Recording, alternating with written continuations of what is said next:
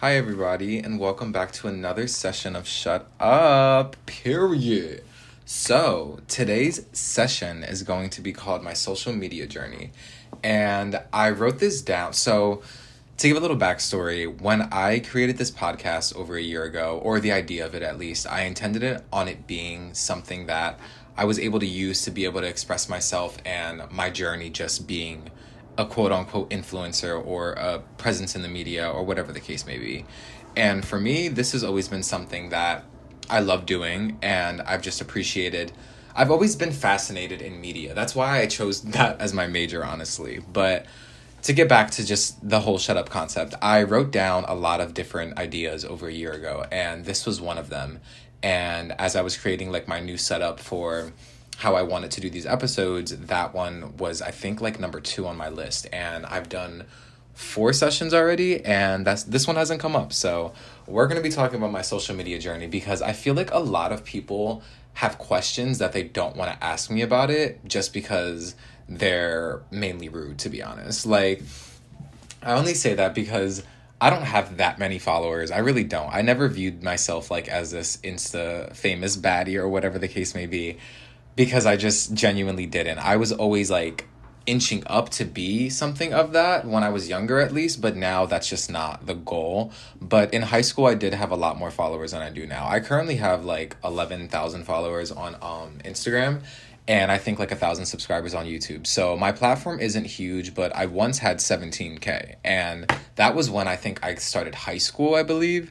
Or at least when I was finishing high school, I had around that many. And it was cool and all, but it definitely brought a lot of just the growth in that area, brought a lot of questions. So let's just get started. I want to just talk about it all from the start until where I am now. So I started doing social media as like not intended to be a career, but as something that I just knew I wanted to keep up with rather than just another person who just posts like every so often. I knew this was something that I just enjoyed doing. So I was 12 years old when I was allowed to create Instagram. I had one when I was 10, but I wasn't allowed to have it, and it got me in a lot of trouble and honestly traumatized me. But I was allowed again when I was like 12 after all this convincing from my mom. And during that time, social media, well, Instagram specifically, was not the same as it is now. It was a lot more just interactive, I guess you could say. Like, people were doing To Be Honest posts, there was To Be Rude, there was follow trains, there was so many different things and ways that you could use that platform that people just don't use it for that same reason today. And it's just funny to me because I think back and I'm like, wow, like no way Instagram has changed that much. But yeah, so I started Instagram when I was 12, and I quickly just grew followers. Like, I think when at that time when I created Instagram, like a lot of people were just creating Instagram, so it was one of those things where it's like, oh, like a mutual would pop up and you just follow, and that was how it was for me. So when I got Instagram, like I had like 1,000 followers within like the first like 2 or 3 days, and I didn't think anything about it because I was just like, whatever, like it's nothing crazy to me. I was just using Instagram, posting pictures, posting like updates and statuses. Y'all know how that went. But I would do that, and I just found myself growing more and more. And in that process, I think I was in middle school. I was like 7th grade when I got Instagram. By the time I left 8th grade, I had like 10,000 followers. And a lot of that, honestly, well, not a lot of it, but some of it definitely were from these things called follow trains, where you would basically just go under people's likes and just follow all their likes. And those people within those likes just knew to follow you and do the same. So you could kind of like gain followers that way and gain an audience that way. And I did that for a little bit, but not like as like a reasoning to find followers. It was just like this thing back then where, I don't know, like we just like did our, like everyone was just trying to gain followers. That was just a thing. And that's still how it is now. But, you know, when you're kids, you're more anticipated to do those, to take that extra step. So I would do the follow trains or whatever, and I would find myself like having more followers. But I was so young, and I kind of would just have a lot of random people on my feed. And that was something that my mom didn't like. To be honest, that was something that made her uncomfortable. She's like, why does he need all these followers? Like, what the hell? You're literally like 12, 13 years old. But she let me continue my little Instagram journey. And by the time I got to high school, it became more of like, I want to say a job for me or a goal that needed to be met. Like I wanted to blow up like on social media so bad in high school. That was something that was like known about me. Like when I got there, people would follow me from high school and they would see that I already had a following, and I was like posting pictures because I was really into just like, I don't want to say modeling. I just had my friends take a lot of pictures of me and I would post them, and people liked it. So yeah, that was that. And when I got to high school, I just found myself like thinking of more ways that I could grow an audience. And this is where that passion for just like social media kind of came out of. I felt like I wanted to grow, but I also wanted to do something with that growth. I wanted to like employ myself with YouTube. And that was like my goal. Excuse the background noises. I know. 1 second. Yeah, that was like the goal. And I feel like that got very toxic for me in so many ways, even being that young, because when you're so determined on doing one thing and just like reaching one goal, it makes you change and keep changing until you can reach that. And that was something I noticed for myself in high school. But yeah, anyway, sorry, I always like blend topics that I want to talk about. But anyway, excuse me, cut that out. Yeah, so when I was in high school, I created my YouTube channel, and that wasn't a solo project. That was between me and my best friend Anaya. The channel was originally called Martin X Naya, and what we did on that channel was a lot of just like challenge videos, reaction videos, anything we wanted to do. We had a lot of fun with it, to say the least. I don't want to say all. Most of the videos are still there on my channel if you scroll back far enough, and you can see them and enjoy them, whatever. But that was something me and my best friend did together, and we just had a lot of fun with it. And that in itself, from freshman to sophomore year of high school, I can say that like just from the YouTube channel and just being dedicated and posting like once or twice a week, like we were posting most likely twice a week. I could say solid. Like we were recording videos. We always had a video ready to go. Like it was very intense, but we were posting like twice a week, and we found ourselves both growing more followers. Like that's when the fan pages happened. That's when more people would bring it up to us in school. People would want to be in our videos, and anytime like we were brought up in conversation, that YouTube channel was also brought up. And yeah, it just grew very fast. I don't want to say we grew a lot, but both of our followings definitely went up from that, and we had a lot of people just watching us, specifically because we were a part of the Fifth Harmony fan base, and a lot of the videos we posted, or the reaction videos at least, were targeted toward that audience, and they ate it up. They loved it because we ate it up too. So yeah, we had that channel together for like 2 years, and it did pretty well. That was definitely like a good time for YouTube and like my views and all that.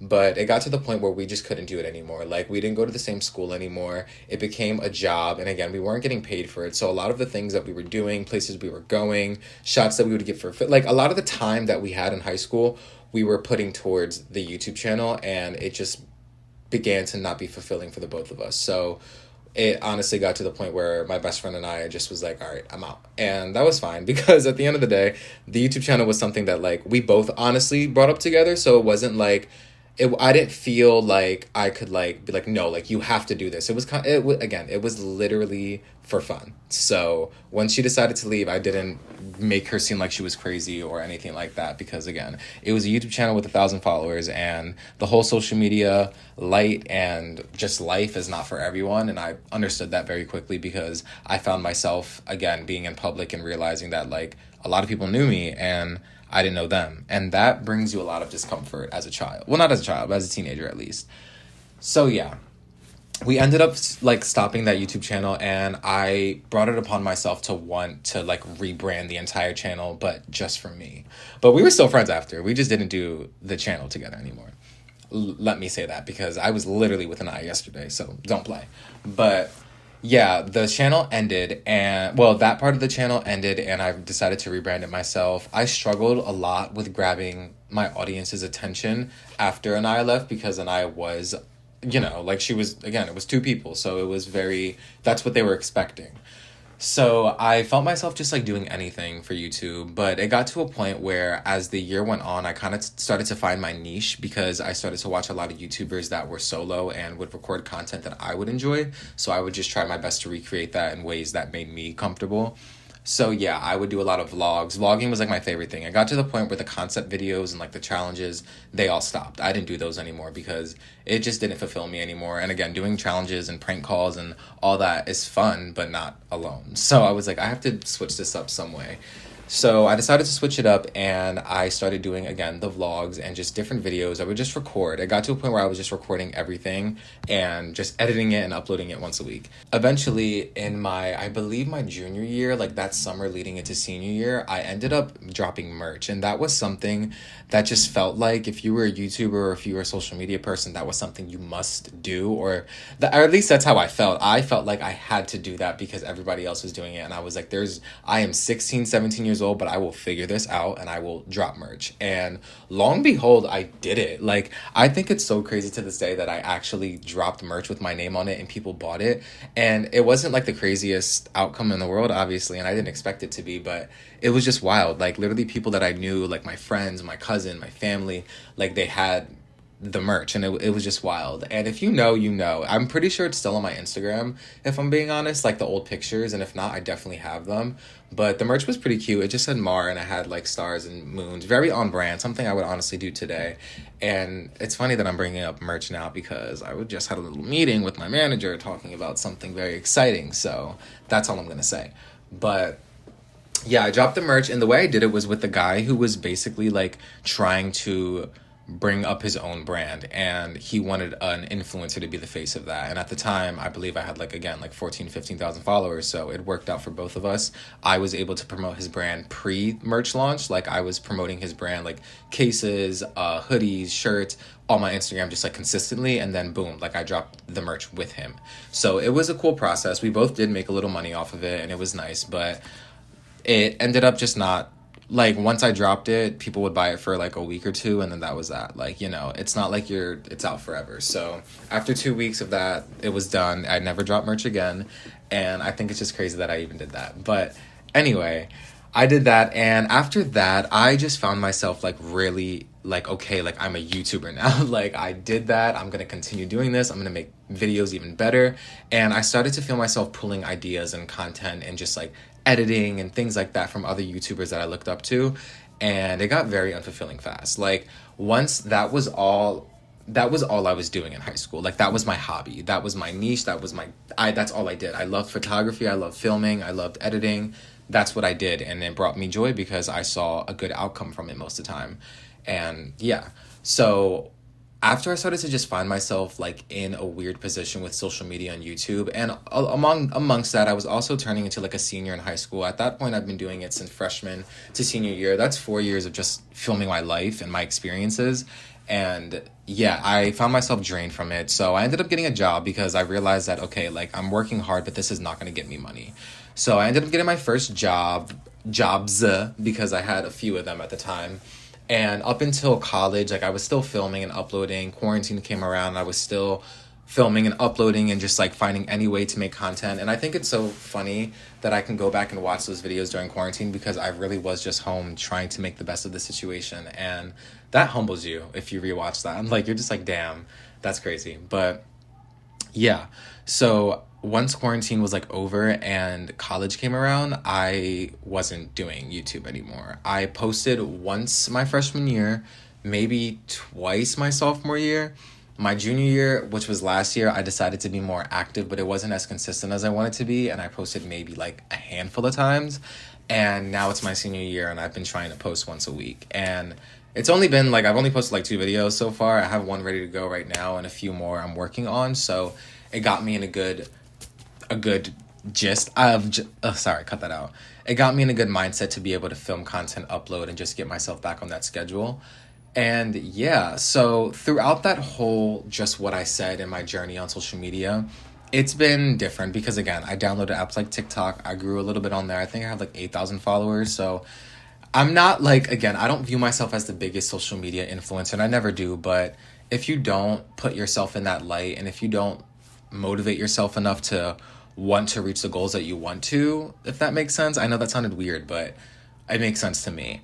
I feel like if I didn't live under that light, then I wouldn't have been able to be as confident on screen or get the brand deals that I was interested in or be able to hire a manager to help me out with this concept that I've had in my brain burning for years for myself. I've had this vision of myself for years and what I want my future to look like in terms of social media and the media and my presence on there, and it goes so beyond just promoting brands and gaining money from ads and just things like that. It goes into just like why I'm in college and why I studied media and the back of it all. There's so many things and so many outlets, so many ways to give back into the community that I can use through this that make me inspired to keep going. And that's my goal here.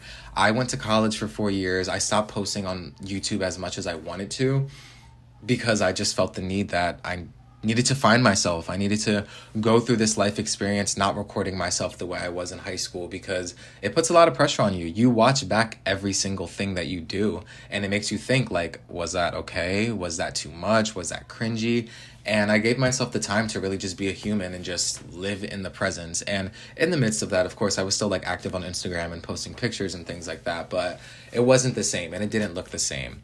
But nowadays, I think that I've given myself the space to be able to really think about what I want going forward, and I know what that is, and I'm giving myself this year to push that out and make that be something that I can accomplish, because I have a lot of thoughts. Like I said, this idea I've had in my head for years of just where I want to be, it's such a perfect picture that I know I can accomplish. And yeah, so with social media and all this, I do love it, but I definitely took the time off to find myself again, and I'm 21 years old now. I started posting on YouTube when I was 14 or 13, and it's been that in itself is just like so much, and I think it's crazy because I watch these YouTubers back like Shane Dawson and Colleen Ballinger. Not now. I didn't mean it. Not getting myself into a scandal. Not now. I just mean before. When it was their 10 years on YouTube, I was just like, damn, that's crazy. Imagine doing that for 10 years. And I'm like, what the hell? Like, I literally turned 20. When I turn like 24, it'll be my 10th year just being a presence in the media. And that's just so weird. So that's crazy to me. But yeah, it's definitely brought me a lot of joy and brought me a lot of just goals and new ideas and new ways to look at life and what things I can offer myself without having to do the absolute most, because at one point I thought that I had to literally like do anything to be able to grow, and now I just know that's not the case. I know that there's ways around the struggle, I guess, if that makes sense. And I only say that because, again, I'm going to say this with my chest, I'm a media major. What else? I've learned a little bit more. But yeah, with that being said, I want to conclude today's episode with just saying that I appreciate you guys listening, if you are listening, and if you've gotten to this point in the podcast, then thank you. And I feel like if you did, then you have watched me go through that journey, and I appreciate that because it's been so many years of just genuine work and love that's gone into me posting my life. I know I don't have to share it with anyone, but I decided to, and it's been a great decision because it's opened a lot of doors for me that I know that one day I will just look back and be like, wow, like I did that. And I have this gut feeling that it will continue to do that for me. So yeah, thank you for listening to today's episode of Shut Up. This is session 5, and I'm looking forward to the next one. If you guys have any suggestions or ideas on what you want me to talk about, let me know. Just DM me on Instagram or answer the poll at the end of this podcast. But yeah, I'll talk to you guys soon. Thank you so much for listening.